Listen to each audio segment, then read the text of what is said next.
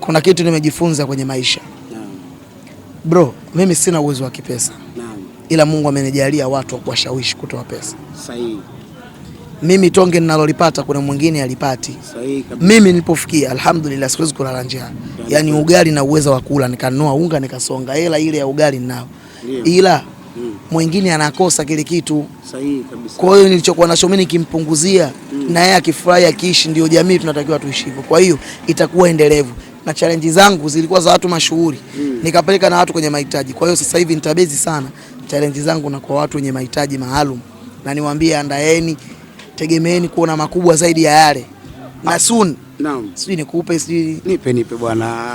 Bwana, nafungua au basisi yangu mpaka nimalize siri yako. Tukuombe tu utakapokuwa unataka kulifanya hilo jambo, tunaomba BBS Media tuwepo katika mwaliko huu. Kwa hilo sina stress, lazima mutafurahia. Njooni BBS, burudani mtajipatia. Kwa taarifa mbalimbali hapa utachungulia. Usikose kusubscribe, kushare na kulike.